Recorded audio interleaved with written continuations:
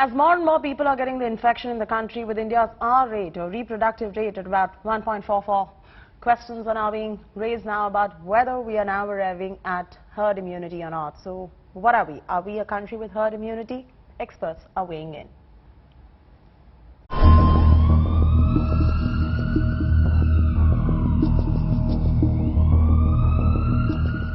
Swathes of the Indian population, young and old, are down with COVID-19.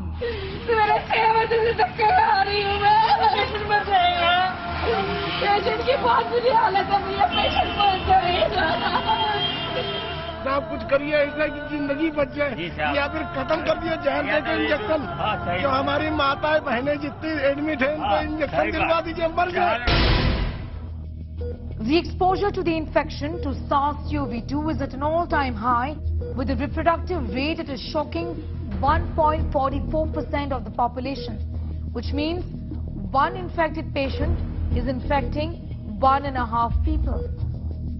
But are we headed towards herd immunity? And what is herd immunity to begin with?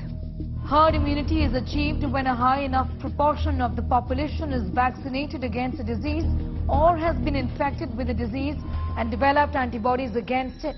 Any one infected person will have the opportunity to infect less than one other susceptible person, hence halting the spread. Sero surveys or antibody surveys in India across cities have shown a high exposure to infection. But experts believe that is not really translating to herd immunity. Delhi, for example, had shown extreme exposure to COVID-19. At levels safe to say, the population was reaching herd immunity. But that wasn't the case. We are seeing some people who are having infection again, who had got infection last year also. So it has to be looked at very carefully. I would say sero surveillance data are helpful, but they cannot really guide treatment to a large extent, because if we said the Sero survey in Delhi showed that more than 50 to 60% people had already got infection, then that data would suggest that we are already achieving herd immunity and we should not have seen so many cases in Delhi. So I think we need to be very careful how we interpret Sero survey data. In fact, the last Sero survey done in India showed that more than 21% of India's adult population had been exposed to COVID-19. The Indian Council of Medical Research noted that 21.4% of more than 28,000 people surveyed above the age of 18 showed exposure to the virus. But it also said that a large part of the population is still vulnerable to COVID-19. This means we are still far from herd immunity. Immunity is an elusive concept as of now, because most countries are seeing multiple waves. Some of them are even seeing fourth wave.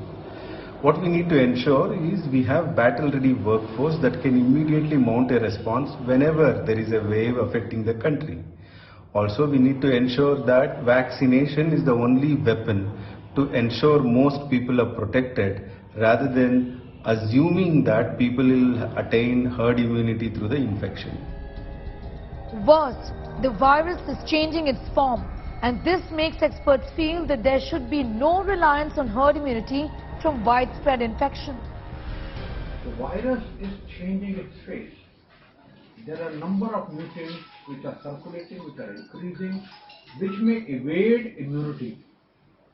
And so, again I say, because of all these things, it's very difficult to achieve herd immunity in India, and this virus is going to simmer for a long period of time with intermittent exacerbation from time to time.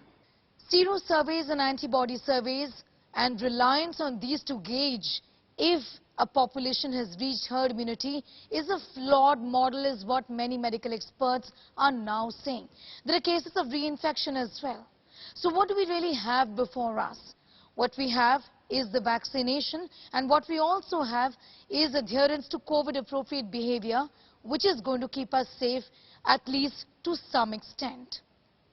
In New Delhi, Sneha Mordani for India Today.